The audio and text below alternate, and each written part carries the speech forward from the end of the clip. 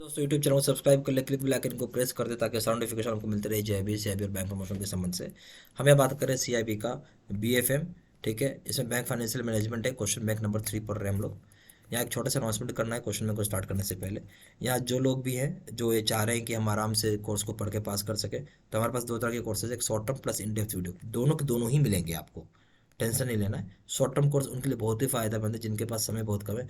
मात्र 22 घंटा देके आप इस कोर्स को कंप्लीट कर सकते हैं, पर पेपर है, पर पेपर। ठीक है, यानी एक दिन अगर आप समय निकालते तो आराम से कोर्स को कंप्लीट किया जा सकता है।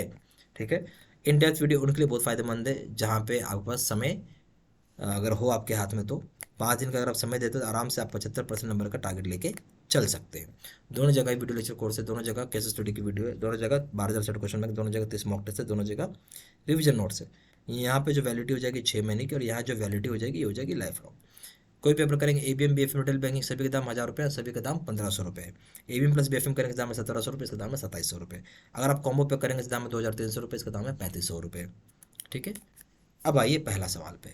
Which article deals with the document under LC dated prior to the date of LC.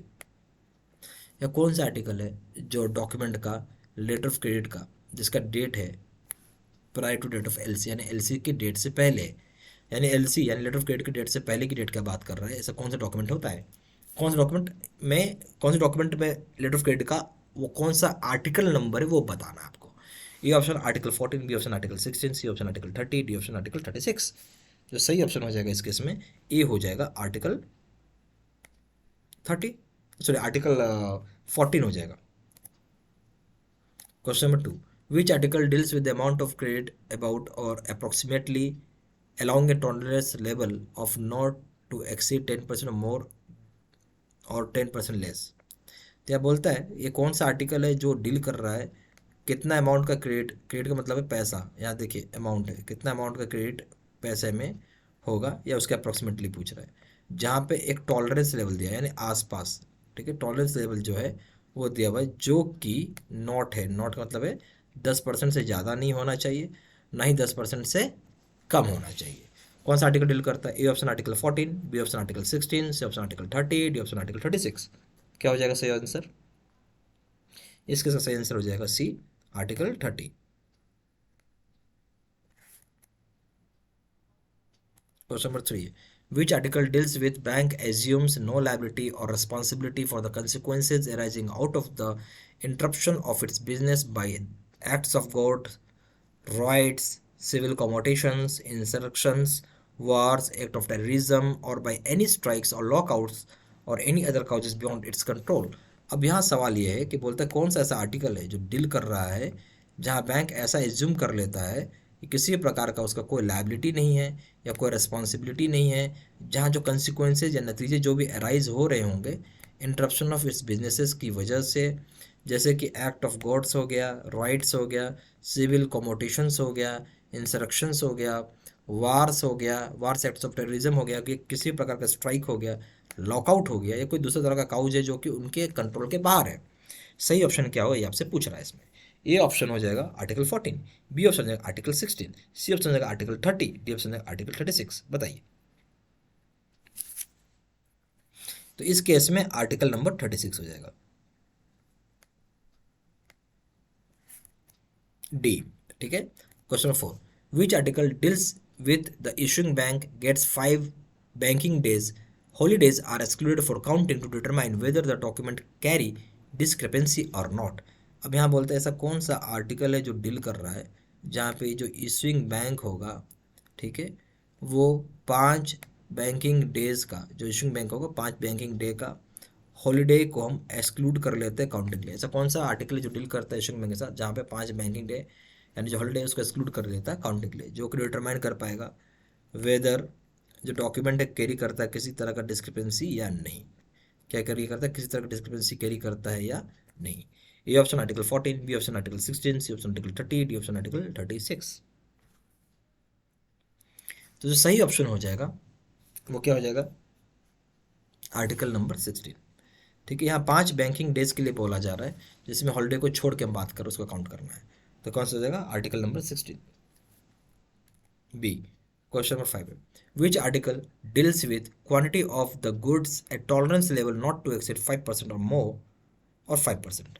अब यहाँ देखते हैं ये आर्टिकल क्या डील कर रहा है भाई, क्वांटिटी की बात हो रही है गुड्स की, गुड्स यानी सामान, यहाँ पैसे की बात नहीं हो रही है, यानी अमाउंट की बात नहीं है, गुड्स की बात है, ठीक है। तो वहाँ टॉलरेंस लेवल क्या होगा, ये बोल रहा टॉलरेंस लेवल जो होगा उस केस में बताता है जो सामान आप भेज रहे हो वो 5% ज़्यादा नहीं होना चाहिए, ना ही 5% से कम होना चाहिए, ठीक है, ये ध्यान रखिएगा। कौन सा आर्टिकल बात करता है, A option article 14, B option article 16, C option article 30, D option article 36, बताइए। जो सही ऑप्शन हो जाएगा इस केस में वो हो जाएगा C article number 30। Question number 6 में आइए, बोलता है an export bill is taken for collection by bank, बोलता है एक्सपोर्ट बिल को लिया गया है कलेक्शन करने के लिए बैंक के द्वारा। Exchange rate applied for the transaction will be, जो एक्सचेंज रेट होता है जो कि अप्लाई किया जाएगा इस ट्रांजेक्शन में वो क्या होगा, ठीक है।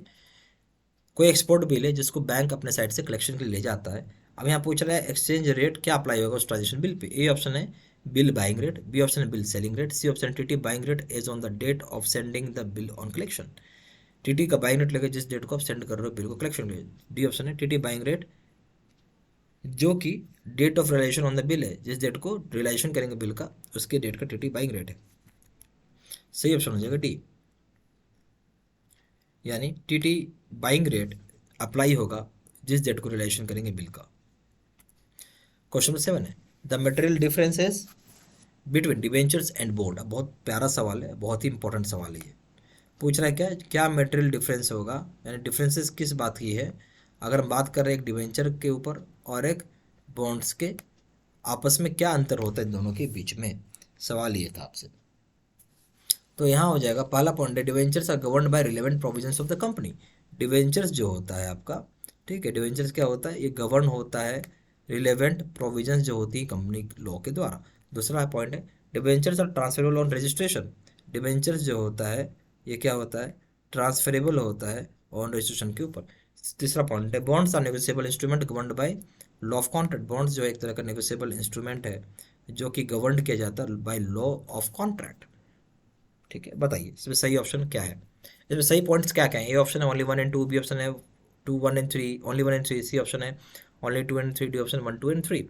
जब मेटल डिफरेंस की बात कर रहे हैं डिवेंचर्स और बॉन्ड्स के बीच में बात कर रहे हैं तो डिवेंचर्स नेचुरल सी बात है, पहला पॉइंट जो दिया है गवर्न की जाती है कंपनी लॉ की प्रोविजंस के तहत, ये बात बिल्कुल सही है। दूसरा पॉइंट यह कि डिवेंचर्स एक तरह का ट्रांसफरेबल होता है रजिस्ट्रेशन के ऊपर, डिवेंचर्स को हम क्या कर सकते हैं जब रजिस्ट्रेशन करेंगे तो ट्रांसफरेबल किया जा सकता है, ये बात सही है। तीसरा पॉइंट है bonds are negotiable instrument govern by law of contract, बिल्कुल सही, बॉन्ड भी एक तरह का नेगोशिएबल इंस्ट्रूमेंट जिसको हम गवर्न की जाती है लॉ ऑफ कॉन्ट्रैक्ट के द्वारा, यानी लॉ ऑफ कॉन्ट्रैक्ट से ये चीज़ गवर्न होती है। कौन गवर्न होती है, बॉन्ड्स। अब बॉन्ड्स क्या है, नेगोशिएबल, नेगोशिएबल का मतलब समझते हैं ना, ट्रांसफरेबल है ये, तो इसका मतलब क्या हो जाएगा 1 2 एंड 3 सारे ऑप्शन सही हैं, यानी डी हो गया, ठीक है।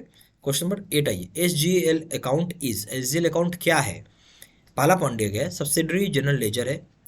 दूसरा पॉइंट है it is maintained by public डेप्ट ऑफिस ऑफ आरबीआई, ये कौन मेंटेन करता है भाई, मेंटेन करने वाली जो है वो पब्लिक डेप्ट ऑफिस आरबीआई की मेंटेन करती है। तीसरा पॉइंट है banks maintain exclusively government securities account, bank जो होता है मेंटेन करता है एक्सक्लूसिवली गवर्नमेंट सिक्योरिटीज अकाउंट्स को, ठीक है। तीसरी पॉइंट,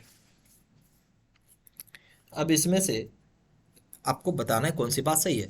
तो एसजीएल अकाउंट जो है नेचुरल सी बात है सब्सिडरी जनरल लेजर बोलते हैं। दूसरा बात है इसको मेंटेन करने वाला पब्लिक डेट ऑफिस आरबीआई की होती है, ये भी सही है। तीसरा बैंक मेंटेन करता है एक्सक्लूसिवली, किसके लिए मेंटेन करता है, एक्सक्लूसिवली केवल ओनली सिर्फ गवर्नमेंट सिक्योरिटीज अकाउंट को, ये बात भी सही है, तीनों बातें सही हैं। तो यहाँ हो जाएगी डी का 1 2 एंड 3।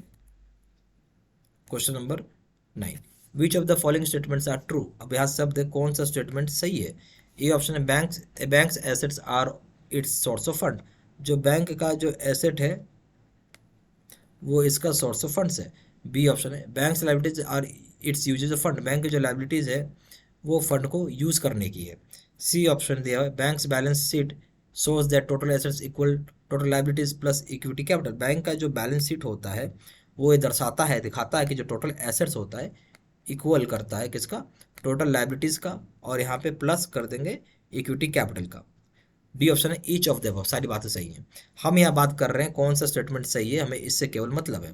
जो इसमें आपको दिखेगा जो सी ऑप्शन है वही केवल सही है। जहाँ बैंक की जो बैलेंस शीट होती है वही दर्शाता है टोटल एसेट्स जो होगा, क्या होगा, टोटल एसेट्स जो हो जाएगा वो बराबर होगा टोटल लायबिलिटीज का प्लस इक्विटी कैपिटल का। सही ऑप्शन सी है। Question number 10, what is forward contract. बड़ा इंपॉर्टेंट सवाल है। अब यहाँ पूछ रहे हैं क्या फॉरवर्ड कॉन्ट्रैक्ट क्या है, अब ये बताओ आप। ये पहला पॉइंट दिया हुआ है, it is a contract for purchase and sale of currency at a future date. यहाँ बात हो रही है कि एक तरह का कॉन्ट्रैक्ट है जहाँ परचेज कर रहे हो और सेल कर रहे हो करेंसी को किसी एक फ्यूचर दिन में, फ्यूचर डेट पे। दूसरा पॉइंट है, the exchange rate of A future contract is coated on the day of contract. जो एक्सचेंज रेट होता है, जो फ्यूचर डेट का कॉन्ट्रैक्ट होगा, जो कोट करेगा जिस डेट को आप कॉन्ट्रैक्ट एग्जीक्यूट करना है।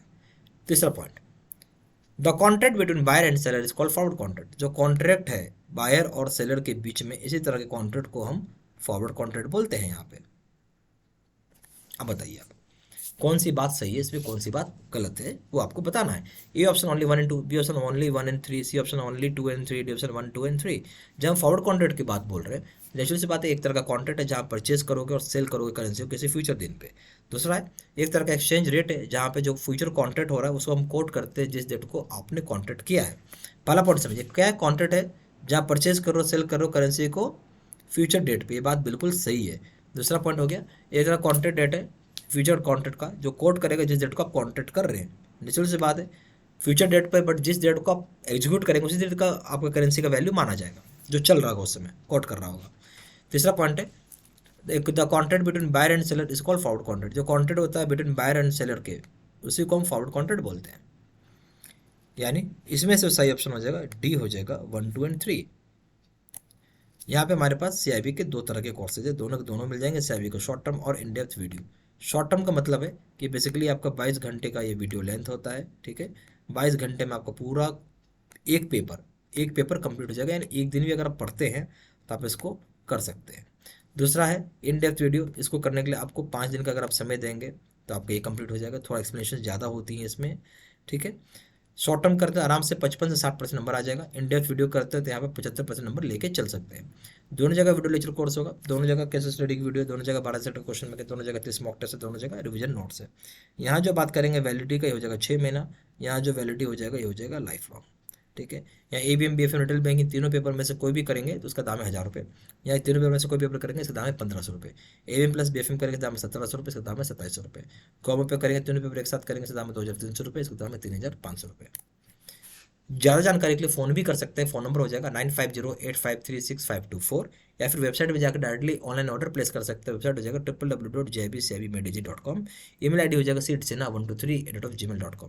ये सारी इन्फॉर्मेशन मैंने इसी वीडियो के डिस्क्रिप्शन बॉक्स में भी डाल दिया है। Thank you very much.